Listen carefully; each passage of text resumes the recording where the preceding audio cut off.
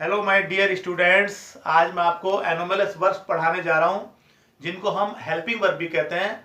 और मैंने पिछला वीडियो जो बनाया है उसमें मैंने फैमिली ऑफ वर्ब्स के बारे में आपको बताया है। और वर्ब एक बहुत बड़ा नेटवर्क है, उसको आपको समझना बहुत जरूरी है। ठीक है, देखिएगा वो वीडियो और इस वीडियो को आप एंड तक देखिएगा, तभी आपको ये चैप्टर समझ में आएगा, नहीं तो मुश्किल है। ठीक है, तो एनोमलस वर्ब्स हम समझने की कोशिश करते हैं। एनोमलस वर्ब्स में प्राइमरी हेल्पिंग वर्ब और मॉडल ऑक्सिलरी दोनों इंक्लूड होते हैं। क्लियर है।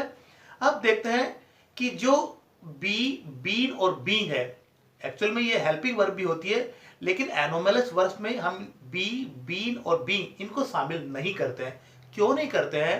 क्योंकि बी, बीन और बीइंग सिर्फ आप इनका यूज करके नेगेटिव और इंटरोगेटिव सेंटेंस नहीं बना सकते हैं, जबकि दूसरी जो वर्ब है 24, उनसे आप नेगेटिव सेंटेंस भी बना सकते हैं और इंटरोगेटिव सेंटेंस भी बना सकते हैं। इसीलिए बी, बीन और बी ये एनोमलस वर्ब्स में इंक्लूड नहीं है। क्लियर है।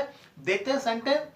आई shall not play cricket, does she play a game. मैंने मॉडल शैल का यूज करके नेगेटिव सेंटेंस बना लिया और डज का यूज करके मैंने इंटरोगेटिव सेंटेंस बना लिया। क्लियर है। लेकिन बी, बीन और बी इनसे कभी भी आप नेगेटिव इंटरोगेटिव सेंटेंस नहीं बना सकते हैं।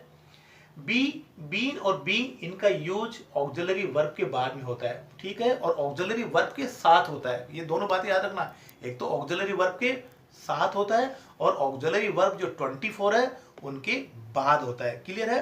B is use after modals, modals के बाद में बी का यूज करता है। He will be coming here, मतलब विल के बाद मैंने यहां पर बी का यूज किया है। Okay. Been use after have, had और हैज, इन तीनों के बाद में हम बीन का यूज करते हैं। She has been, they have been, she had been. Clear है। ये स्ट्रक्चर होता है सेंटेंस का।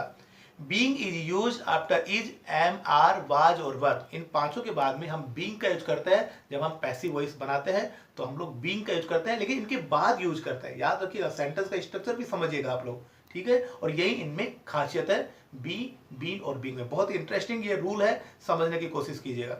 अब दूसरी बात क्या है कि जितने भी एनोमलस वर्ब्स है मॉडल को छोड़ करके, ठीक है ना, 13 मॉडल्स होते हैं, उनको छोड़ करके जितने भी जो एनोमलस वर्ब्स हैं, ठीक है, उनके क्या 3 फॉर्म्स होते हैं। उनके कितने फॉर्म्स होते हैं? 3 फॉर्म्स होते हैं। क्लियर। फाइनाइट वर्ब्स की तरह, जो फाइनाइट वर्ब है, जो प्रिंसिपल वर्ब होती है, उन्हीं की तरह दूसरी जो एनोमलस वर्ब्स है उनकी भी क्या है, 3 फॉर्म्स होते हैं। क्लियर है। बी, डू और हैव, इनके कितने फॉर्म्स है मैं आपको बता रहा हूँ। बी, जिनको आप ईजेएमआर कहते हैं, और ईजेएमआर का पास्ट फॉर्म होता है वाज और वर, और past participle being. Do, does, did, done. Has, have, इनका पास्ट हैड और पास्ट पार्टिसिपल हैड है। क्लियर है। कहने का मतलब यह है कि मॉडल्स के आप 3 फॉर्म नहीं बना सकते, लेकिन जो दूसरी जो एनोमलस वर्ब है उनके तीनों फॉर्म होते हैं। क्लियर है। प्रिंसिपल वर्ब की तरह। आई हैड डिनर, यहां पर हैड क्या है, मेन वर्ब है। आई हैड डिनर, यहां पर हैड जो है ऑक्सिलरी वर्ब है और दूसरा हैड यहां पर मेन वर्ब है। आई डू माई वर्क, यहां डू क्या है, वो मेन वर्ब है। I do not do my work, यहाँ जो फर्स्ट डू है वो ऑक्सिलरी वर्ब है और जो दूसरा डू है वो मेन वर्ब है। अब बच्चे कई बार कंफ्यूज हो जाते हैं, क्योंकि कई बार जब साथ साथ हैड आ जाता है और या फिर एक ही सेंटेंस में दो दो डू आ जाते हैं, तो सोच में पड़ जाते हैं कि सर ये हेल्पिंग वर्ब कौन सी है, इसमें मेन वर्ब कौन सी है। डिपेंड करता है कि अगर वो हेल्प कर रही है किसी मेन वर्ब की, तब तो वो हेल्पिंग वर्ब है, और अगर मेन वर्ब नहीं है वहां पर, क्लियर है, तो फिर वही क्या है, मेन वर्ब बन जाती है। फॉर एग्जाम्पल, मैं बच्चों से कई बार पूछता हूँ कि यू आर देयर, यहाँ पर आर क्या है, तो बच्चे तुरंत उत्तर देते हैं सर आर तो यहाँ पर हेल्पिंग वर्ब है और ये कंटिन्यूअस टेंस है। मैं पूछता हूँ कि दे वर देयर, यहाँ पर वर क्या है, तो वही जवाब आता है कि सर वर यहाँ पर हेल्पिंग वर्ब है और कंटिन्यूअस टेंस है। ऐसा क्यों होता है? क्योंकि बच्चों को रॉन्ग लर्निंग करा दी गई है, उनको गलत फीडिंग कर दी गई है कि जहां भी इज, एम, आर, वाज और वर आए, ये समझ लेना कि वो हेल्पिंग वर्ब है और कंटिन्यूअस टेंस है। ऐसा नहीं होता है। प्लीज देखिएगा कि उसका यूज हम कैसे कर रहे हैं। ये जो बी फॉर्म है, डू फॉर्म है, हैव फॉर्म है, इनको आप मेन वर्ब भी बना सकते हैं और ये ऑक्सिलरी वर्ब तो होती ही होती है।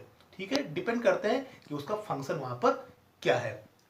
अब है next, difference between anomalous finite verb and other principal verb. जो दूसरी एनोमलस वर्ब है और प्रिंसिपल वर्ब है, इनमें क्या डिफरेंस है? प्रिंसिपल वर्ब का मतलब जानते हो, गो, वेंट, गोन, कम, केम, कम, ये सब प्रिंसिपल वर्ब्स होती है। इनमें क्या डिफरेंस है एनोमलस वर्ब्स में और प्रिंसिपल वर्ब में? डिफरेंस ये है मेन कि एनोमलस वर्ब का जब आप फॉर्म बना रहे हैं, first form, second form, third form, ध्यान है प्रेजेंट, पास्ट और पास्ट पार्टिसिपल फॉर्म होता है, तब डी, टी और ईडी सफिक्स के रूप में कभी भी हम लोग नहीं लगा सकते हैं, ठीक है।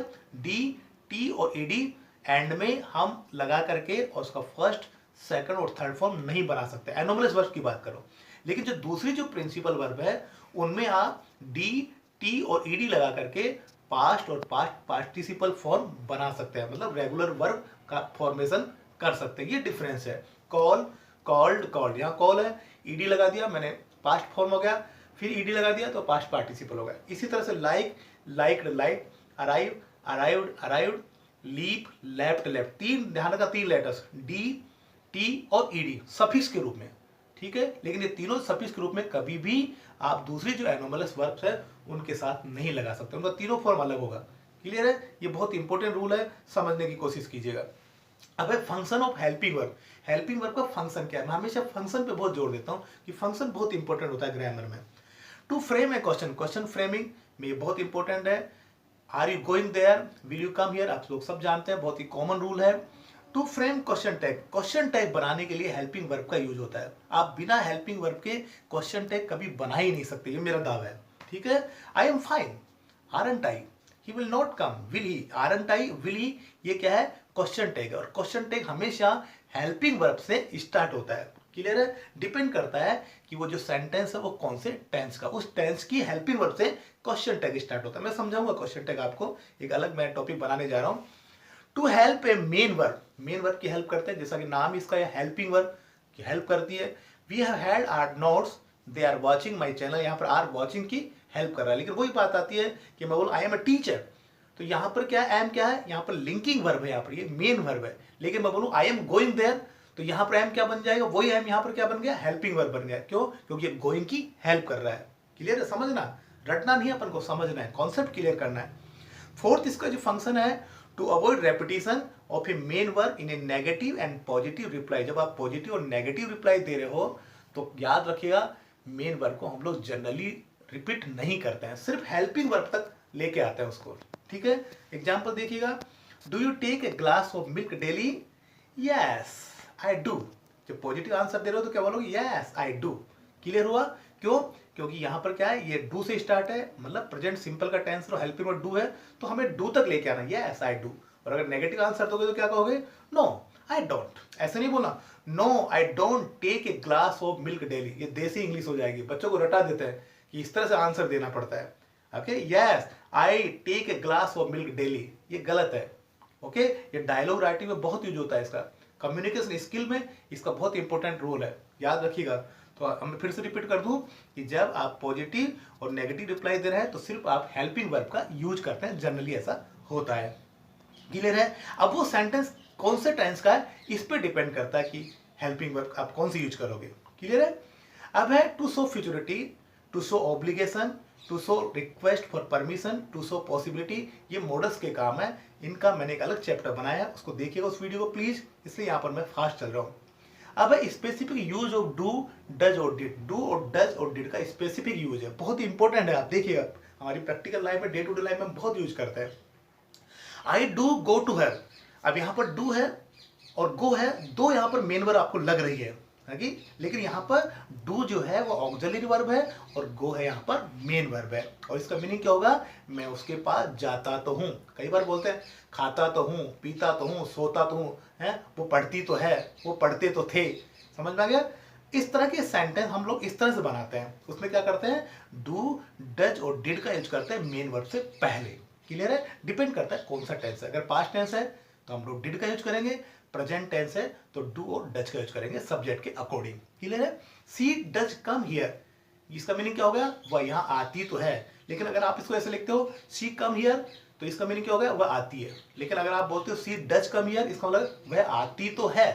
अंडरस्टूड? देखिएगा सेंटेंस अलग बन रहा है। ही डिड कम यस्टरडे, इसका मीनिंग क्या हो गया? वह कल यहाँ आया तो था। अंडरस्टूड? अब डिड हटा दोगे तो क्या होगा? ही कम यस्टरडे, इसका मतलब क्या हो गया? ही केम यस्टरडे, वह कल यहाँ आया तो था। ठीक है? अगर आप डिड लगा रहे हो तो क्या मीनिंग होगा इसका? वह कल यहाँ आया तो था। लेकिन अगर आप डिड हटा दोगे तो क्या मीनिंग होगा? वह कल यहाँ आया था। सिंपल। अंडरस्टूड? तो डिड से, डज से और डू से हम लोग क्या करते हैं? स्ट्रेस देते हैं, एम्फेसिस देते हैं, और इसका मीनिंग हो जाता है ता है, ती है तो है, मतलब करता तो है, तो है, ती तो है। ठीक है, इसका मैंने अलग वीडियो बनाया है यूज ऑफ डू का, देखिएगा प्लीज। और स्ट्रक्चर ध्यान रखिएगा कि जो डू, डज और डिड है वो इस तरह के स्ट्रक्चर में मेन वर्ब से पहले यूज होंगे, ये मैं आपको क्लियर कर देता हूँ। अब दूसरा जो है यूज है वो डू का, इसका मीनिंग होता है जरूर से जरूर। ठीक है, जब हम स्ट्रेस दे रहे हैं तब हम किसका यूज करते हैं, डू का यूज करते हैं। Have a cup of T, do have a cup of T. अब आप कह रहे हो राइट टू मी, और अगर आप लिख रहे हो डू राइट टू मी, दोनों में फर्क है। राइट टू मी का मतलब हो गया कि मुझे लिखो, और डू राइट टू मी का मतलब हो गया मुझे जरूर से जरूर लिखो। मतलब अगर आप किसी से रिक्वेस्ट कर रहे हैं, किसी से आग्रह कर रहे हैं, तो आपको फिर डू का यूज करना है। ठीक है, मेन वर्ब की फर्स्ट फॉर्म से पहले। क्लियर है? जैसे आप मान लीजिए बोलो do come to my brother's marriage, do come to my sister's marriage, इसका मतलब क्या हो गया, मेरी बहन की शादी में जरूर से जरूर आना। जरूर से जरूर मतलब आग्रह कर रहे हो आप, सुनने वाले को अच्छा लगेगा और हो सकता है कि वो अटेंड भी करे प्रोग्राम को। ठीक है, तो दोनों में फर्क है। कम, डू कम, कम का मतलब सिंपल है आना, और आप बोलोगे डू कम, इसका मतलब जरूर से जरूर आना, इट इज माई रिक्वेस्ट।